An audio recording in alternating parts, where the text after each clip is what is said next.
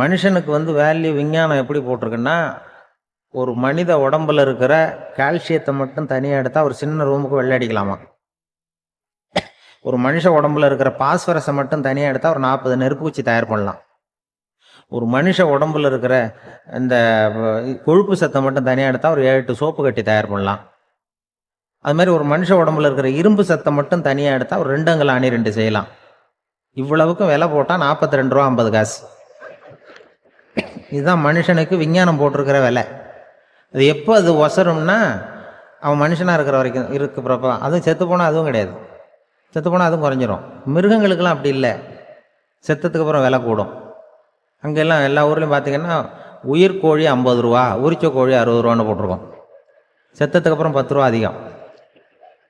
மனுஷனை நீ உயிர் மனுஷன் 42 ரூபா 50 காசு, செத்ததுக்கு அப்புறம் 52 ரூபான்னா நீயே வச்சுக்கிடாது, எனக்கு இது கண்டு போட்டு. அவன் எப்போ அவனுக்கு வேல்யூ கூடும்னா, மனிதனாக வாழும்பொழுது தான் வேல்யூ கூடும். குடும்பத்தில் அந்த அந்த பாசத்தோடு வாழணும்னு கடவுள்கிட்ட கேட்டு சொன்னாங்களே, அதுதான். இந்த சமூகங்கிறதும் ஒரு பெரிய குடும்பம்தான். அதனால தான் இந்த நாட்டுக்குள்ள பெருமையே எல்லாரும் ஒற்றுமையாக இருந்தால் எதையும் சாதிக்கலாம்ங்கிறது தான் இந்த நாட்டுக்குள்ள பெருமை. அப்படி நிரூபிச்சோம். அதனால சமூகங்கிறதும் ஒரு குடும்பம் மாதிரி இருக்கிறது தான் பெருசு.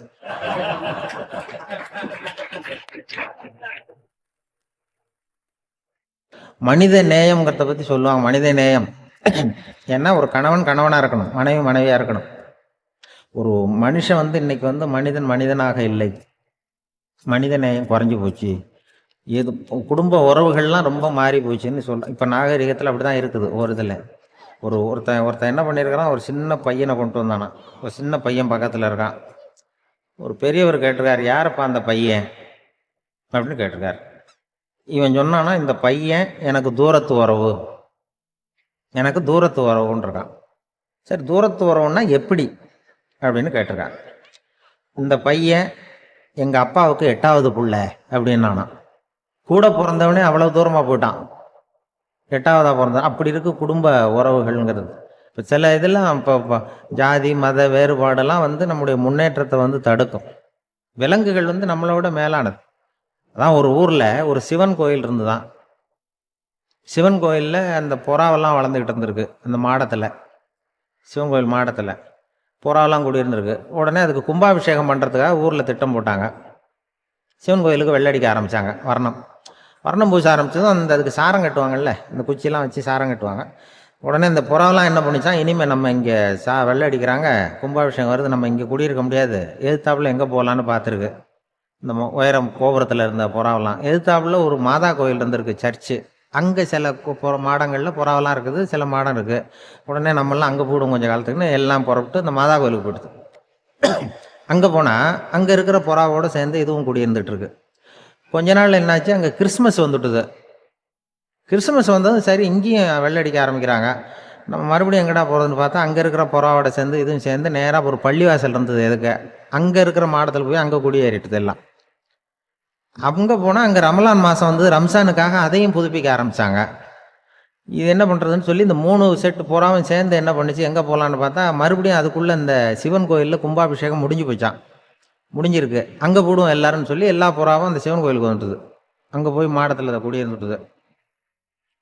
அப்போ திடீர்னு ஒரு நாள் பார்த்தா ஒரே கலவரம் பூமியில் எல்லாம் ஒருத்தன் அருவாளை தூக்கிட்டு நிற்கிறான், குச்சி எடுத்து ஒருத்தனை சுட்டுக்கிறான். ஒரே கலவரம், சத்தம், ஒரே மத கலவரம் வந்துட்டுது ஊரில்.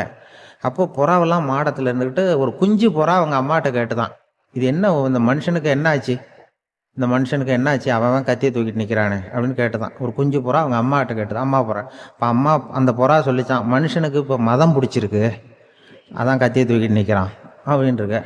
இப்போ நமக்கெல்லாம் பிடிக்கலையே அப்படின்னு தான். அப்போ அந்த புறா சொல்லிச்சான், அந்த பாருமா, நாம் இந்த சிவன் கோயிலில் இருந்தாலும் நமக்கு புறான்னு தான் பேர், இந்த மாதா கோயிலுக்கு போனாலும் நமக்கு புறான்னு தான் பேர், பள்ளிவாசலுக்கு போனாலும் நமக்கு புறான்னு தான் பேர். அந்த மனுஷன் அப்படி இல்லை. அவன் இங்கே இருக்கிற வரைக்கும் இந்துன்னு சொல்லுவான், அங்கே மாதா கோயில் இருந்தான்னா கிறிஸ்தவன்னு சொல்லுவான், பள்ளிவாசலில் இருந்தான்னா முஸ்லீம்னு சொல்லுவான்.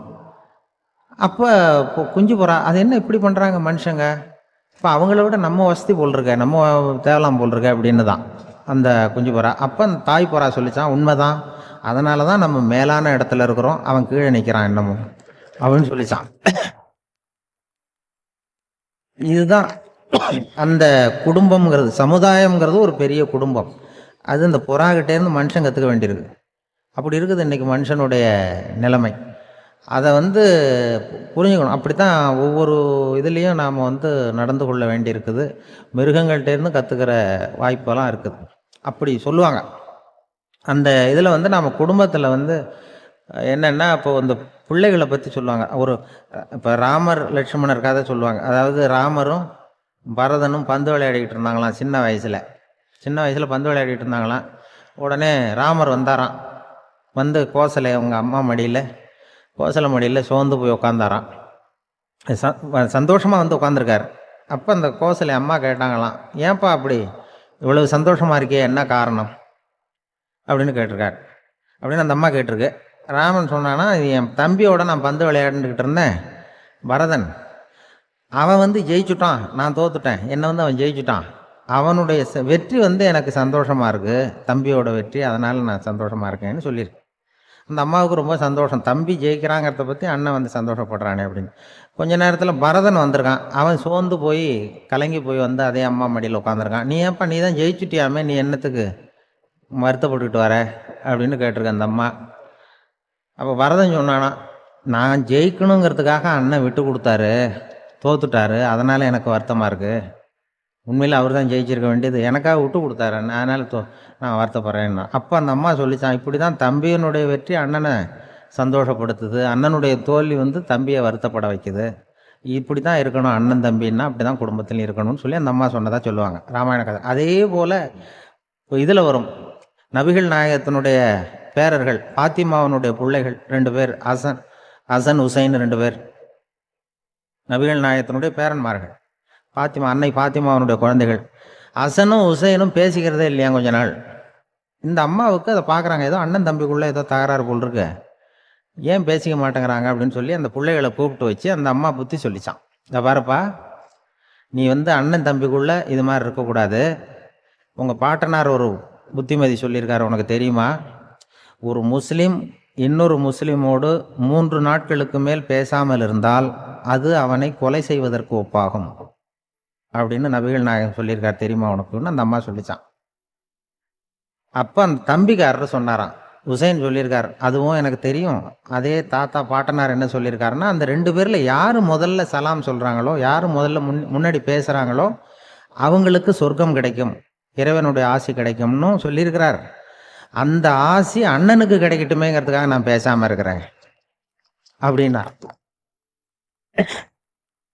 அந்த ராமனும் பரதனும் எப்படி இருந்தாங்களோ அப்படி தான் ஹசனும் ஹுசைனும் இருந்திருக்கிறார்கள். அந்த பாசம்தான் குடும்பத்தில் வேணும். குடும்பத்தில் அண்ணன் தம்பி எப்படி நடந்துக்கணும், அம்மா பிள்ளை எப்படி நடக்கணும் அப்படிங்கிறது தான். ஏன்னா அம்மாவுக்கு எப்போதுமே பிள்ளைங்கள் அம்மா பக்கம்தான் இருக்கும். அம்மா பிள்ளைங்க தான் அதிகம். இதில் ஒரு பெரிய நீதிபதி இருந்தார் சென்னையில், உண்மையாக நடந்தது.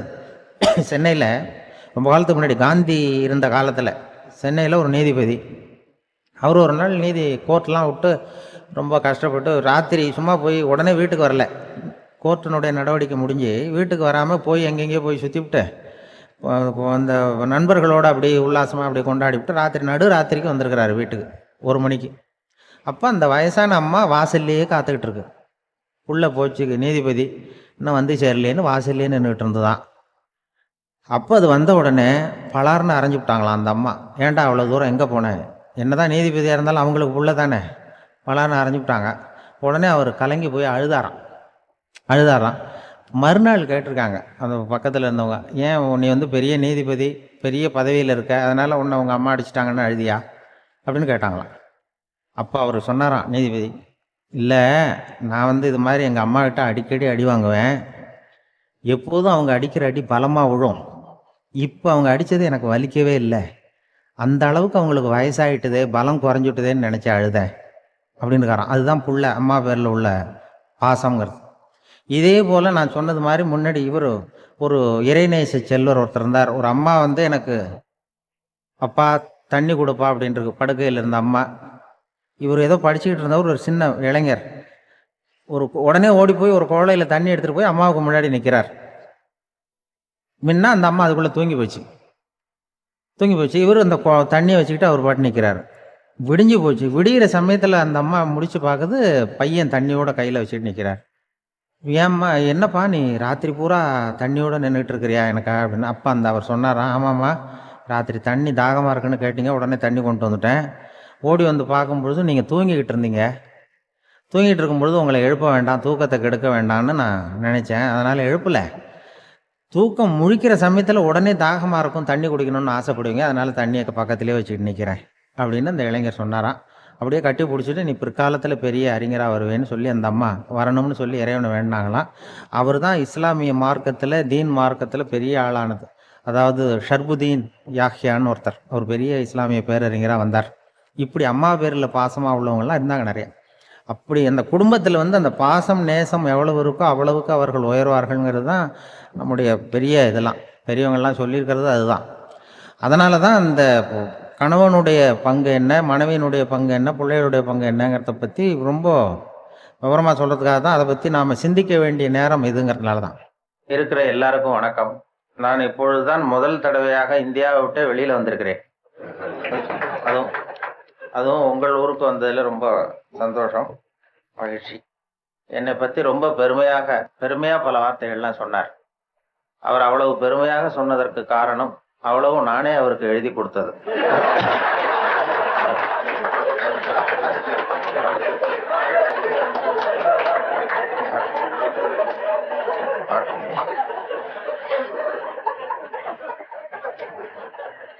இவ்வளவு விவரமாக அவர் சொல்லுவார் என்று தெரிந்தால் இன்னும் கூட எழுதி கொடுத்துருவேன். அதனால அவருக்கு முதல்ல நன்றி சொல்ல வேண்டும். எனக்கு யாரும் பொன்னாடையெல்லாம் போத்துகிற பழக்கம் எனக்கு அதிகமாக அனுபவம் இல்லை. யாரும் போத்துறதில்லை. நானாக போய் பேசிட்டு வருவேன். இப்படிப்பட்ட பொன்னாடைகள் இங்கே ரொம்ப அபூர்வமாக போத்துனது, அதுவும் இந்த இடத்துக்கு ரொம்ப அவசியம். அது குளிர் அதிகமாக இருக்கிறது. நான் காசு கொடுத்து பொன்னாடை போத்திக்கிறது உண்டு சில இடங்கள்ல. இதெல்லாம் கௌரவத்துக்காக போற்றப்படுகிற பொன்னாடை. காசு கொடுத்து பொன்னாடை போத்திக்கிறது உண்டு. நாங்கள் இந்தியாவில் மாதம் ஒரு முறை இப்படி போத்திக்குவேன். அது யாருன்னா எனக்கு இந்த முடி வெட்டுகிற நண்பர்கிட்ட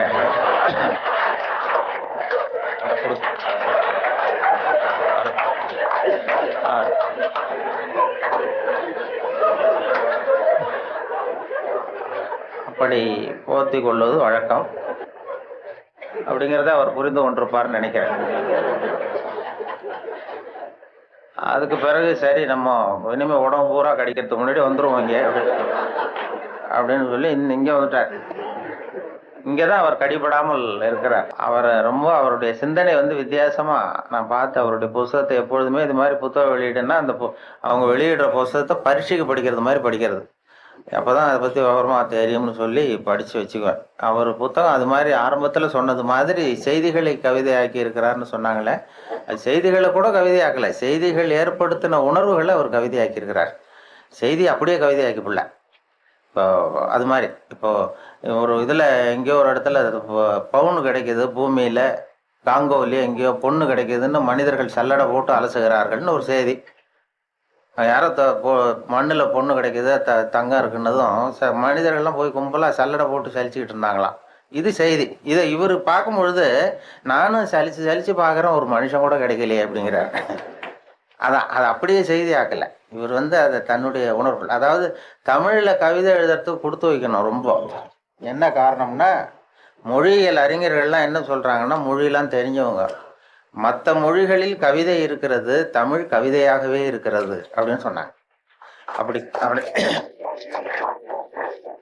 அப்படி கவிதையாகவே இருக்கிற ஒரு மொழியில் கவிதை எழுதுறதுக்கு நாமெல்லாம் கொடுத்து வைக்கணும். தமிழர்களாக பிறந்ததுக்கும் கொடுத்து வைக்கணும். ஏன்னா நம்மளை விட மற்றவர்கள் நிறைய தெரிந்து வைத்திருக்கிறார்கள் தமிழை. அந்த வெளிநாடு போனவங்கலாம் சொல்லியிருக்கிறாங்க. அந்த இது நயாகரா போய் அமெரிக்காவில் நயாகரா பார்த்தவங்க போயிட்டு பார்த்துட்டு வந்து என்கிட்ட பேசும்போது சொல்லுவாங்க, அங்கே நயாகராவில் நல்வரவுன்னு தமிழ் எழுதி வச்சிருக்கிறாங்களாம். அவங்க போய் கேட்டிருக்கிறாங்க, எதுக்கு இந்த ஊரில் தமிழ் எழுதி வச்சிருக்கிறீங்களேன்னா, உலகத்திலே பெரிய அருவி இது, அதே மாதிரி உலகத்திலேயே பெரிய மொழி தமிழ், அதனால எழுதி வச்சிருக்கிறோம் அப்படின்னு சொன்னாங்க. அவங்களுக்கு தெரியுது. ஆனால் வந்து நம்ம ஊரில் வந்து இங்கிலீஷில் தான் எழுதி வைக்கிறோம் நம்ம. அது ஏன்னா அது இருக்கட்டும், இருந்துட்டு போட்டோம் அப்படின்னு. ஆனால் அப்படி எழுதினா தான் கௌரவமாக பார்க்குறாங்க. அதனால் அப்படி எழுத வேண்டியிருக்கு. வெளியூரில். அதே மாதிரி சில நாடுகளில், ஜப்பானில் ஒரு பல்கலைக்கழகத்தில் மோட்டோ அதுதான் யாதும் ஊரே யாவரும் கேளிருங்கிறது அவங்களுடைய கொள்கை. அதை அப்படியே எழுதி வச்சிருக்கிறாங்களா, யாதும் ஊரே யாவரும் கேளிருன்னு. அதை விட சர்வேயர்னு ஒரு விண்கலம் அனுப்புனாங்க செவ்வாய் கிரகத்துக்கு. சர்வேயர் செவ்வாய் கிரகத்தில் மனுஷன் இருப்பானா இல்லையான்னு சோதனை கண்டுபிடிக்கிறதுக்கு இங்கேருந்து அமெரிக்காவிலேருந்து நாசாவிலேருந்து விண்கலம் போச்சு.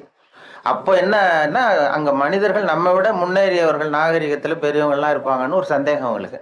அப்படி இருந்தால் அவங்க எந்த மொழியில் பேசுவாங்க, அவங்களுக்கு எந்த மொழி புரிஞ்சிருக்கும் அப்படிங்கிறது ஒரு யூகத்தில் சில பதிவு செய்யப்பட்ட பேச்சுக்களை இங்கேருந்து அனுப்பலாம். இதில் ஏதாவது ஒரு மொழி புரிஞ்சுக்கிட்டு அவன் ஏதாவது பதில் சிக்னல் வரும், அங்கே இருக்கிறவங்க நம்ம விட மேலே முன்னேறியவர்களாக இருப்பாங்கன்னு சொல்லி. அப்படி சர்வேயரில் இங்கேருந்து விஞ்ஞானிகள், நாசா விஞ்ஞானிகள் பதிவு செய்த அனுப்பிய மொழிகளில் தமிழும் ஒன்று. ஏன்னா இது புரிந்தவர்கள் அங்கே யாராவது இருப்பாங்கன்னு அவங்களே எதிர்பார்த்தாங்க. ஏன்னா அவ்வளோ பழமையான மொழிங்கிறதுனால. அதே மாதிரி இயேசுவனுடைய வழிபாட்டு கொள்கைகள், 10 கட்டளைகள் அந்த ஒலிவ மலையில் 10 மொழிகளில் கல்வெட்டு மலையில் பொறிக்கப்பட்டிருக்கு. அதில் தமிழ் மொழியிலும் பொறித்திருக்கிறார்கள். இப்படிலாம் கேள்விப்படும்பொழுது அது பொறிக்க வேண்டிய இடத்துல நம்ம ஊரில் பொறிக்கலையேங்கிறது தான் கவலை. அப்படி நிறைய கேள்விப்படுகிறோம் அதை பற்றி. அப்படிப்பட்ட தமிழில் கவிதை எழுதுகிறதுக்கு அவர் கொடுத்து வச்சிருக்கிறார். அவருக்கும் அதை அவங்க அம்மையார் சொன்னாங்க, அவங்க எல்லாருடைய வெற்றிக்கும் ஒரு காரணம் பின்னாடி ஒரு பெண்மணி தான் பின்னாடி இருப்பாங்கன்னா, அவருடைய வெற்றிக்கு அவருடைய மனைவி தான் காரணம் அப்படின்னு சொன்னாங்க. அது வாசகம் தான். நான் என்னுடைய வெற்றிக்கு கூட என்னுடைய மனைவி தான் காரணம். ஏன்னா நான் முக்கியமான விஷயம் எழுதும் பொழுதெல்லாம் அவங்க பிறந்த வீட்டுக்கு போயிடுவாங்க. ஏதோ ஒரு வகையில் எப்படியோ ஒரு வகையில் உதவி பண்ணுறது, அதுவும் ஒரு உதவி தான். அதாமல் செய்யாமல் செய்கிற உதவி. அதனால் அவர்களை இந்த நிலைமையிலும் நான் ரொம்ப நன்றியோடு நினைத்து கொள்கிறேன். நான் 2 நண்பர்கள் நாங்கள் ஊர் சுற்றி பார்க்கறதுக்காக வந்தோம். உங்கள் ஊர் அழகை பார்க்கறதுக்காக வந்தவர்கள். அதே நேரத்தில் இப்படி ஒரு வாய்ப்புக்கு அன்பழகன் அவர்களையும் சந்திக்கிற வழக்கு. அவரும் ரொம்ப அழகானவருங்கிறது அப்புறம் தான் தெரிஞ்சது. ஊர் மட்டும் இல்லை, அவரும்.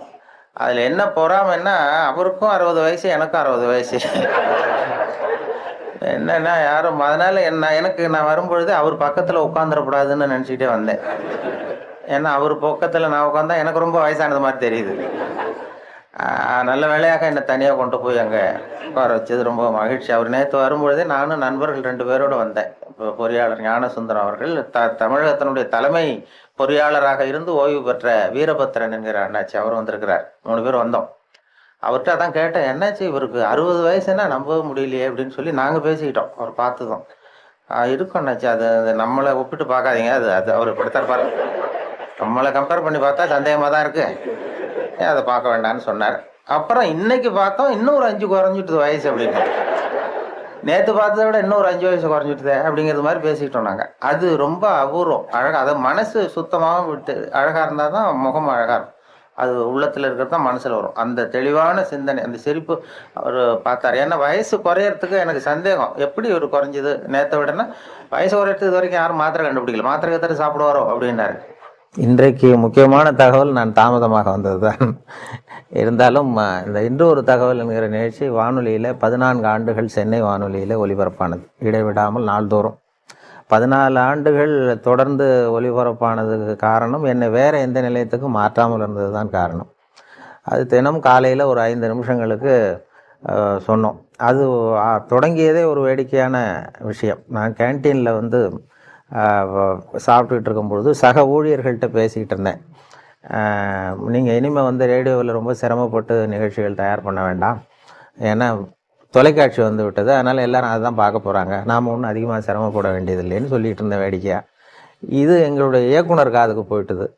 உடனே அவர் கூப்பிட்டு இது மாதிரி பேசிக்கிட்டு இருந்தியாமேன்னாரு. ஆமாம் சார்ண்ணே, நாளையிலேருந்து உனக்கு 5 நிமிஷம் காலையில் ஒரு நேரத்தை ஒதுக்கி தர்றோம், ஜனங்களுக்கு உபயோகமான விஷயத்தை சொல்லு அப்படின்னு சொல்லி என்கிட்ட ஒதுக்கி கொடுத்தார். இந்த தவளை தன் வாயால் கேடும்னு சொல்கிறாங்கல்ல, அது மாதிரி அந்த கேண்டீனில் பேச போய் அவரை சொன்னேன். அவர் ஆரம்பிக்கும் பொழுதே இன்று ஒரு தகவல்னு ஆரம்பிக்கலாம், தினம் ஒரு 5 நிமிஷம் பேசினார். சார், இது நான் ஏற்கனவே விவசாய ஒலிபரப்பினுடைய பொறுப்பாளராக இருக்கிறேன், விவசாய நிகழ்ச்சிகளுடைய ஒலிபரப்பு பொறுப்பாளர். அதையும் பார்த்துக்கிட்டு இன்று ஒரு தகவலையும் சொல்கிறதுங்கிறது சிரமமாக இருக்கும். அதனால் ஒரு வாரம் ஒரு நேரம்னு வைத்துக்கொள்ளலாம்னு சொன்னேன், வாரத்துக்கு ஒரு நிகழ்ச்சியாக. இல்லை நீயே சொல்ல வேண்டாம், தொடர்ந்து 1 மாதம் சொன்னால் போதும், அடுத்த மாதத்துக்கு வேறொரு பொறுப்பாளரை நியமிச்சுடலாம் அப்படின்னு சொல்லி தான் அவர் என்கிட்ட அந்த பொறுப்பை படித்தார். 1988 ஜூலை 1 இதை தொடங்கணும். ஜூலை 30 இந்த கடைசி நேரத்தில் போய் இயக்குனர்கிட்ட சொன்னேன், என்னுடைய கடமை முடிஞ்சது, வேறு அடுத்த ஒரு ஏற்பாடு பண்ணுங்கன்னு சொல்லி. அப்போ ஐயோ அதை நான் மறந்துட்டேன், திடீர்னு இப்போ இன்றைக்கி நாளைக்கு வேறு ஒருத்தட்ட ஒப்படைச்சோம்னா அவர் சிரமப்படுவார், அதனால் இந்த ஆகஸ்ட் மாதமும் நீயே சொல்லிட்டு வா, செப்டம்பரில் மாற்றிக்கலாம்னு சொல்லி சொன்னார். நான் ஆகஸ்ட் 15 போய் சொல்ல ஆரம்பித்தேன், சார் எங்களுக்கு சுதந்திரம் கொடுங்க, எனக்கு சுதந்திரம் கொடுங்கன்னு. அவர் என்ன பண்ணார், சரி. அப்போ அந்த கடைசியில் ஒரு நாள் கூப்பிட்டார், 28 வாக்கில் கூப்பிட்டு டிஃபன்லாம் வாங்கி கொடுத்தார், சிற்றுண்டிலாம் வாங்கி கொடுத்தார். ஒரு இயக்குனர் ஊழியருக்கு வாங்கி கொடுக்குறது ரொம்ப ஆச்சரியம். எதுக்கு இப்படிலாம் வாங்கி கொடுக்குறாரு அப்படின்னு சொல்லி நான் யோசிச்சுக்கிட்டு இருந்தேன். இது வந்து நான் வெளியில் போகிற இடமெல்லாம் இது நிகழ்ச்சி நல்லா இருக்குன்னு சொல்லிட்டு இருக்கிறாங்க, அதனால் நீயே இதை தொடர்ந்து பண்ணால் நல்லாயிருக்கும் அப்படின்னு சொல்லி அதை தொடர்றதுக்காக அந்த 2 வடை ஒரு டீ வாங்கி கொடுத்தார். அந்த 2 வடைக்கும் டீக்கும் நன்றி உள்ளவனாக இது வரைக்கும் ஒரு 14 ஆண்டுகள் சொல்லிகிட்டு இருக்கேன். அது வேண்டாம்னு சொல்கிறப்ப நிறுத்திக்கலாம்னு அவர் சொன்னார். தொடர்ந்து சொல்கிறது சிரமமாக இருக்கும்னா, இல்லை நீ எப்போ வேண்டான்னு சொல்கிறேன் அப்போ நிறுத்திக்குவோம் அப்படின்னார். நான் வேண்டான்னு சொல்கிற கட்டத்துக்கு வரும்பொழுது அவர் டிரான்ஸ்ஃபர் ஆகி போயிட்டார். அதனால் அதையும் சொல்ல முடியல. 14 ஆண்டுகள் இது ஆரம்பத்தில் எனக்கு சுமையாக தெரிஞ்சுது, ஏன்னா ஒரே நிகழ்ச்சி தினந்தோறும் சொல்ல வேண்டிய கட்டாயம் இருக்கேன்னு. அப்புறம் அது சுகமாக போச்சு, ஏன்னா அது பழக்கப்பட்டு போச்சு. அதுக்கிடையில் இந்த பார்வையற்றவர்கள்லாம் வந்து என்னை தேடி வர ஆரம்பித்தார்கள். பார்வை இல்லாதவர்கள்லாம் வந்து என்னை தேடி வந்து அது யார் என்று ஒரு தகவல் சொல்கிறவர்னு அப்படி தடவி பார்க்குறது, முகத்தை தடவி பார்க்குறது, அப்படி ஒரு ஆர்வம் அவங்களுக்கு. என்னன்னு கேட்டால், எங்களுக்கு பல புத்தகங்களை படிக்கிறதுக்கு நேரம் இல்லை, நீங்கள் இப்போ எங்களுக்காக பல புத்தகங்களை நீங்களே படிச்சுட்டு எங்களுக்கு சொல்கிறீங்க, அதனால் இதை நிறுத்திடாதீங்க சார், தொடர்ந்து இது நடத்தணும்னு சொல்லி அவர்கள் தான் எனக்கு ஊக்கம் கொடுத்தவர்கள். அதனால் ஒரு ஊக்கமும் வந்துட்டது, இதை விடக்கூடாதுன்னு சொல்லி தொடர்ந்து அதை உற்சாகத்தோடு செய்ய ஆரம்பிச்சிட்டேன். இப்போ எனக்கு பிடிச்ச தகவல், இது மாதிரி ஒரு பேட்டியில் தான் என்னை கேட்டார்கள். அங்கே இப்போ சென்னையில் வந்து இந்த இப்போ நையாண்டி தர்பார், அரிகிரி அசம்பிளின்னு அந்த வேடிக்கையான நிகழ்ச்சிகள் இருக்கு இல்லையா, அப்போது அந்த அரிகிரி அசம்பிளி நீங்கள் நேர்கள் இந்த 2 பேர் வந்து நம்மளை எப்படி கிண்டல் பண்ணிக்கிட்டே இருப்பாங்க, ஏதாவது பதில் சொல்லிகிட்டே இருக்கணும். அப்போ அவர்கள் கேட்டாங்க, எங்களுக்காக ஒரு தகவல் சொல்லுங்களேன் அப்படின்னு அந்த 2 பேரும் என்ன கேட்டாங்க.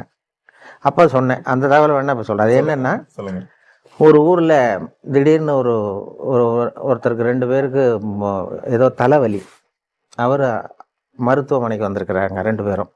டாக்டர் எங்களுக்கு வந்து தலை வலிக்குது, என்னென்னு பாருங்கள் அப்படின்னு சொல்லி கேட்டாங்க. டாக்டர் சோதனை பண்ணி பார்த்ததும் மூளையில் கோளாறு இருக்குது, அதனால் அதை பிரித்து எடுத்து சரியாக மறுபடியும் சரி பண்ணி பொருத்தணும், அதனால் உங்கள் 2 பேரும் இங்கே அட்மிட் பண்ணுறேன்னு சொல்லி அங்கேயே படுக்க வச்சு அந்த 2 பேருடைய தலையை திறந்து மூளையை தனியாக எடுத்து கொண்டு போயிட்டார், லேபரேட்டரி கொண்டு போனார், பரிசோதனை சாலை கொண்டு போய் அதில் சிகிச்சையெல்லாம் பண்ணி மறுபடியும் கொண்டு வந்து இதில் பொருத்திடுறேன்னு எடுத்துகிட்டு போயிட்டார். எல்லாம் சரி பண்ணி கொண்டு வந்து பார்த்தா அந்த 2 பேருமே காணும். இந்த வெறும் தலையோடு இருந்தாங்கல்ல, எங்கேயும் ஆளே காணும். ஐயோ அந்த 2 பேரும் என்ன ஆச்சுன்னு சொல்லி அந்த 2 மூளையும் சரி செய்த மூளையை ஃப்ரிட்ஜில் வச்சுட்டார், குளிர்சாதன பெட்டியில் வச்சு அவங்க எப்போவாவது கண்டுபிடிச்சி அவங்களுக்கு பொருத்தி விடணும்னு சொல்லி வச்சுட்டார். அவங்கள தேடிக்கிட்டு இருக்கிறார், ஆளை காணுமே, நம்ம ஆஸ்பத்திரி வந்து 2 பேர் இந்த வெறும் தலையோடு ஓட்டானேன்னு சொல்லி. ரொம்ப நாள் கழித்து ஒரு 6-7 மாதம் கழித்து அவங்கள ஒரு கடத்தரில் 2 பேர் பிடிச்சிட்டாரு. இவரே டாக்டரே போய் பிடிச்சிட்டாரு. இங்கே வாங்கப்பா, உங்களை எவ்வளோ நாளாக எங்கே தேடிகிட்டு இருக்கிறோம், உங்கள் மூளை 2 அங்கே பத்திரப்படுத்தி வச்சுருக்கிறேன், இந்த 6 மாதமாக என்ன பண்ணிக்கிட்டு இருந்தீங்க அப்படின்னு கேட்டார். அப்போ அவங்க சொன்னாங்க, அரிகிரி அசம்பிளி நடத்திக்கிட்டு இருந்தோம் சார் அப்படின்னு சொன்னாங்கன்னு சொன்னேன். அதோட நிகழ்ச்சியை முடிச்சுக்கிட்டாங்க அவங்க, மறுபடியும் என்ன கேள்வி கேட்கல. இல்லை, மனப்பாடம் எனக்கு படிக்கிற காலத்துலேருந்தே சரியாக வராது, அதனால தான் பலமுறை ஃபெயிலாக இருக்கிறேன் தேர்வில். இது இப்போ வானொலி சாதனம் எனக்கு ரொம்ப பொருத்தமாக இருந்தது. எழுதி வச்சுக்கிட்டு தான் படிக்கிறது வழக்கம், எழுதுறது அப்படியே படிக்கிறதில்ல, வரிக்கு வரி கொஞ்சம் அந்த பேச்சு வழக்குக்கு மாற்றிக்கிறது வழக்கம். அதனால் வானொலி வந்து எனக்கு அதுதான் என்னுடைய பலமாக இருந்தது. ரொம்ப காலம் வரைக்கும், ஒரு 7-8 வருஷம் என்று ஒரு தகவல் சொல்லுகிற வரைக்கும் என்னுடைய முகம் வெளியில் தெரியாது, இப்போ தெரியாது, யார் சொல்கிறாங்கங்கிறது தெரியாது. அதனால் இப்போ பேருந்துகள்லேயும் யாராவது இதை பற்றி பேசிக்கிட்டு போகிறத நான் காதில் கேட்டிருக்கிறேன். அப்படி அதனால் எனக்கு முகம் தெரியாத வரைக்கும் எனக்கு கொஞ்சம் பலமாக இருந்தது. தினசரி இப்போ எங்கள் வானொலி நிலையத்தில், சென்னை வானொலிக்கு யாராவது ஒரு 10 பேராவது வருவார்கள் தேடி வர்றது. அந்த அங்கே உள்ள சுற்றுலா வர்றவங்க வானொலி நிலையத்துக்கும் வருவார்கள். அப்படி வரும்பொழுது இந்த இன்னும் ஒரு தகவல் சொல்கிறவர் யார், அவர் முகத்தை பார்க்கணும்னு வருவாங்க. அப்படி தினம் 10 பேராவது வந்து முகத்தை பார்க்கணும்னு சொல்லி பார்த்துட்டு போகிறது உண்டு. அதில் என்ன ஒரு அதிசயம்னா, ஒரு தடவை வர்றவங்க அடுத்த தடவை வர்றதில்லை. அதனால் அது என்னுடைய யாராவது திரும்பி வருவாங்களான்னு பார்க்குறது உண்டு, வர்றதில்லை. அதனால் நமக்கு முகத்தை காட்டாமல் இருக்கிற வரைக்கும் தான் மரியாதை அப்படிங்கிறது மாதிரி வச்சுருந்தேன். அவசியமாக என்ன ஆயிட்டுன்னா ஒரு காலத்தினுடைய ஒரு கட்டத்தில் ஒரு கட்டாயமாக சில தொலைக்காட்சிகள் வர வேண்டிய சூழ்நிலை வந்தது. அதுக்கு பிறகு என்னை தேடி வருகிறவர்களுடைய எண்ணிக்கையும் குறைஞ்சிட்டது. அதாவது நானே இளம் வயதில் மயில்வாகனனுடைய ரசிகன். மயில்வாகனம்ங்கிற அவர் அந்த இலங்கை வானொலி தான் கேட்டுக்கிட்டு இருப்போம், அறிவிப்பாளர் கேட்டுக்கிட்டு இருப்போம். நான் சின்ன பையனாக இருக்கும் பொழுது வானொலியில் தினம் அதை வச்சு, அப்போ பெரிய பெட்டி, இப்படி சின்ன பெட்டிலாம் இருக்காது. எங்கள் வீட்டுக்கு தான், எங்கள் கிராமத்துக்கே முதல் தடவையாக அந்த வானொலி பெட்டி வந்தது. அதை ரொம்ப பத்திரமா ஒரு அறையில் பூட்டி வச்சு அதுக்கு ஒரு பூட்டு போட்டு தினம் மாலையில் கேட்போம். இலங்கை வானொலி தான் கேட்குறது. அப்போ மயில்வாகனுடைய குரல் எங்களுக்கு இளைஞர்களுக்கு நிறைய பேருக்கு பிடித்தம். நாங்கள் நேயர் இருக்க விருப்பம்லாம் எழுதி போடுவோம், எங்களுக்கு பிடித்த பாடல்களை ஒளிபரப்புங்கள்னு சொல்லி அதெல்லாம் எழுதி போட்டிருக்கிறது உண்டு. அவர்கள் சொல்கிறது அதுதான் இப்போ ஒலிபரப்புக்கு ஒரு ஒலிபரப்பு எப்படி இருக்கணுமோ அப்படி இருந்தது இலங்கை வானொலிங்கிறது தான் உண்மை.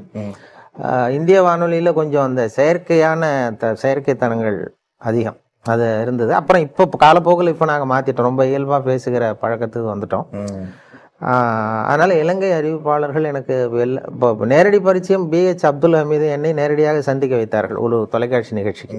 முதல் மரியாதைன்னு ஒரு நிகழ்ச்சி தொடங்கி அந்த இந்திய தொலைக்காட்சியில் என்னையும் BH அப்துல் ஹமீதையும் சந்தித்து 1 மணி நேர நிகழ்ச்சி 2 பேரையும் உரையாட வைத்து எடுத்தார்கள். அப்போது இது போன்ற கருத்துக்களை பரிமாறிக்கிட்டோம். அதனால் இலங்கை வானொலி அறிவிப்புங்கிறது ரொம்ப இயல்பானதுங்கிறது உண்மை. இப்போ எங்களுக்கு என்னென்னா, இப்போ வானொலியில் 3 விதமாக குரலை பயன்படுத்த சொல்லி பயிற்சி கொடுத்துருக்கிறார்கள்.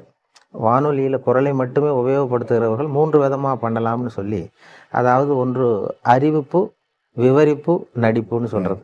அனௌன்ஸ்மெண்ட், ஆக்டிங், நடுவில் நேரேஷன் அப்படின்னு சொல்லி பிரித்து கொடுத்துருக்குறாங்க.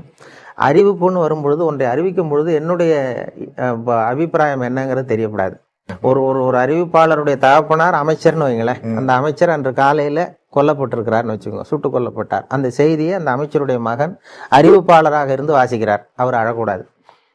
அதாவது சுட்டு கொல்லப்பட்டு தன்னுடைய தந்தைங்கிற உணர்வு ஒரு முகத்தில் தெரியக்கூடாது. அந்த அறிவிப்பில் தன்னுடைய ஈடுபாடு, தன்னுடைய அபிப்பிராயம், அல்லது 2 நாடுகளுக்கு இடையே போர், அதை பற்றி அறிவிக்கிறோம், நாம் எந்த நாட்டுக்கு சார்போ அல்லது அதுக்கு ஆதரவாளனா இல்லையா அப்படிங்கிறது தெரியக்கூடாது.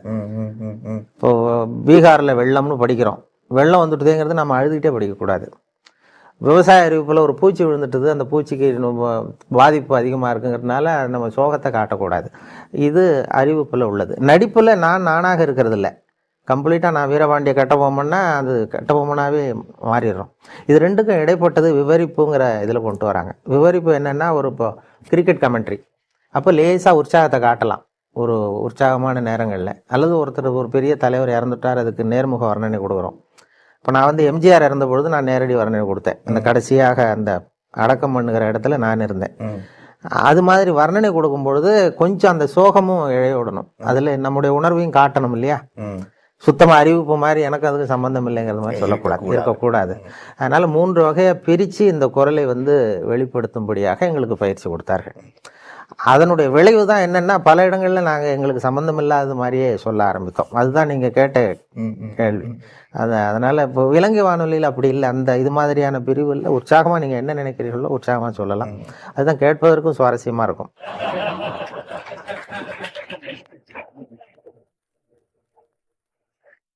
இந்த பயம் எங்களுக்கு இருந்தது ஆரம்பத்தில். ஆனால் எங்களுக்கு வருகிற விளம்பர வருவாய் குறையல. அது என்னென்னு காரணம்னு பார்த்தா, ஒரு புள்ளி விவரம் சேகரித்தார்கள் இந்தியாவில்.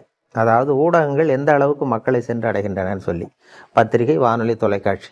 இதில் ரொம்ப புகழ்பெற்ற மீடியா, பாப்புலர் மீடியாங்கிறது தொலைக்காட்சி. ஆனால் அதிகமாக ரீச் ஆகிறது ரேடியோங்கிறது அந்த முடிவு. பாப்புலாரிட்டிக்கும் அதிகமாக ரீச் ஆகிறதுக்கும் என்ன சம்மந்தம் இல்லாமல் இருக்கேன்னு நீங்கள் யோசிக்கலாம்.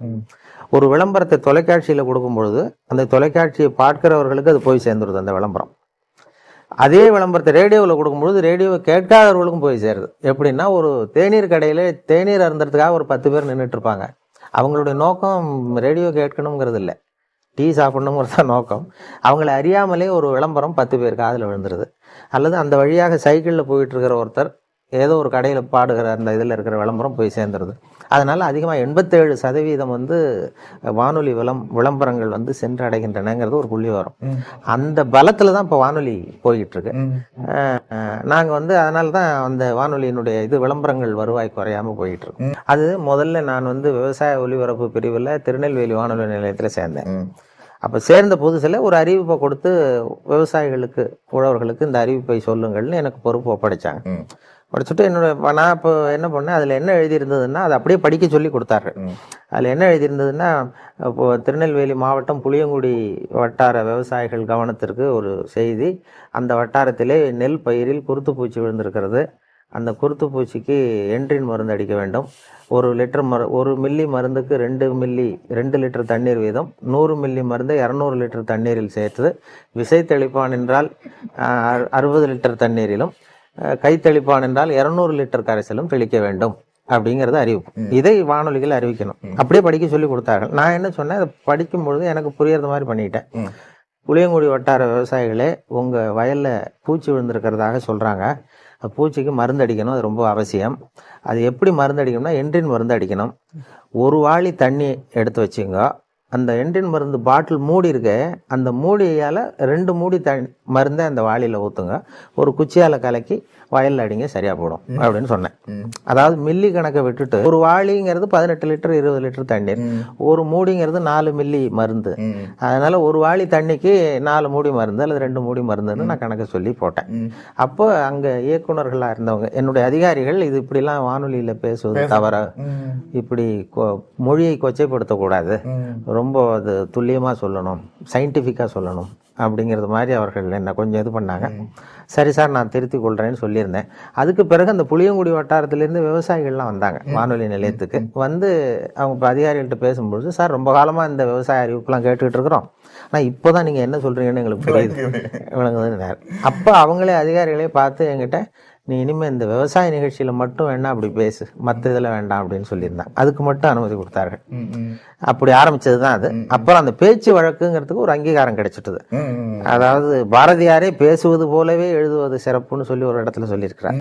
ரேடியோ லாங்குவேஜ், வானொலி மொழிக்கே ஒரு இலக்கணம் உண்டுன்னு சொல்வார்கள். ஒரே வரி இலக்கணம். என்னன்னா, நாம சொல்றது கேட்கறவங்களுக்கு புரியணும், அதுதான் அதனுடைய இலக்கணமே. அவர்கள் பாஷையில அவர்களுக்கு புரிகிற மாதிரி பேசுறது தான் வழக்கம். அதுல வந்து அதுதான் வானொலிக்கு அவசியம். வானொலிக்கு நான் எழுத்தாளராக போனேன். விவசாய ஒலிபரப்பு பிரிவுக்கு ஸ்கிரிப்ட் எழுதி கொடுக்கறது, படிகள் எழுதி கொடுக்குற வேலைகள், அதாவது நிகழ்ச்சி அமைப்புகள். ஆனால் அங்கே எனக்கு ஒப்படைக்கப்பட்ட வேலை நிகழ்ச்சி தயாரிப்பு வேலைகளையும் கொடுத்தாங்க. அதுக்கு பிறகு எடிட்டர் அப்படின்னு சொல்லி ஆசிரியருங்கிற பொறுப்பில் சென்னை வானொலிக்கு மாற்றலாகி வந்தேன். அங்கே நாடக தயாரிப்பு பிரிவு, தமிழ் இலக்கிய பிரிவு, அப்புறம் விவசாய பிரிவு, அறிவியல் பிரிவு, இப்படி பல்வேறு பிரிவுகளில் வேலை பார்த்துக்கிட்டு இருந்தேன். அதுக்கு பிறகு ஒரு பதவி உயர்வு, நான் உதவி இயக்குனராக போய் உதவி இயக்குனராக ஒரு சில ஆண்டுகள் இருந்துட்டு அதுக்கு பிறகு ஓய்வு பெற்றேன். வேலையை பொறுத்த வரைக்கும் சென்னையில் திருப்தி, வாழறதை பொறுத்த வரைக்கும் திருநெல்வேலி திருப்தி. ஏன்னா அங்கே ஜன நெருக்கடி இல்லாத இடம். அதனால ஆஃபீஸை விட்டு வெளியில் வந்துட்டா திருப்தியாக இருக்கும். இங்கே ஆஃபீஸுக்கு உள்ள போயிட்டா திருப்தியாக இருக்கும், வெளியில் வந்தால் கஷ்டமாக இருக்கும், பஸ் பிடிக்கணும் அப்படிங்கிற கஷ்டம். அது அந்த நிலையங்களில் இப்போ நிகழ்ச்சி பொறுப்பாளர்கள் எந்த வேலையும் யாரிடமும் ஒப்படைக்கலாம். அது இப்போ நான் அது இருக்கும். அடுத்த ஒரு பிரிவில் ஆள் இல்லை, அன்றைக்கு அவர் வரலைன்னா அந்த பொறுப்பை நாம் ஏற்றுக்கொள்ள வேண்டிய கடமை இருக்கும். அதுபோல் எனக்கு எல்லா துறைகள்லேயும் ஒரு வேலைகள், பொறுப்புகள் கொடுத்தாங்க. வெளியில் போய் பதிவு பண்ணுறது, பேட்டி எடுக்கிறது, நேர்காணல் பண்ணுறது. முதல் நேர்காணலே நான் விவசாய பிரிவில் இருந்தாலும் என்னை நேர்காணல் பண்ண சொன்னது இந்த நடிகர் தங்கவேலு, K.A. தங்கவேலு, நகைச்சுவை நடிகர், திருநெல்வேலிக்கு வந்திருந்தார் ஒரு நாடகம் நடத்துவதற்காக. அப்போ அவரை பேட்டி காண்றதுக்கு அந்த பிரிவில் இருக்கிற நண்பர் வரல. அதனால நான் விவசாய பிரிவில் இருந்தேன். என்கிட்ட ஒரு மைக்கு, அந்த ஒலிப்பதிவு கரையை கொடுத்து, நீ போய் அவரை பேட்டி எடுத்துட்டு வான்னு சொல்லி கொடுத்தாங்க. அதுதான் முதல் தடவை நான் அவர்கிட்ட போகிறேன். எனக்கு இப்போ முன் அனுபவம் கிடையாது, என்ன கேட்குறதுன்னு தெரியல. அதனால் போய் பேசிக்கிட்டு, இப்போது என்ன சார் நீங்கள் முதல்ல எப்படி நடிச்சிங்க, என்ன வேஷம் போட்டிங்க அப்படின்னு கேட்டேன். நான் அதை ஏன் கேட்குற தம்பி, எனக்கு அனுமார் வேஷம் போட்டு விட்டாங்க. ஒரு நாடகத்தில் அனுமார் வேஷம் போட்டு ஒரு ஸ்டூலை போட்டு ஒரு மூலையில் உட்கார வச்சுட்டாங்க. மற்றவங்கெல்லாம் வசனம் பேசிகிட்டு இருக்கிறான், எனக்கு வசனமே கொடுக்கல. நான் மட்டும் அனுமார் வேஷம் போட்டு மூலையில் உட்காந்துருக்கேன் ஸ்டூலில். இதுதான் எனக்கு கொடுத்த முதல் வேஷம்னார்.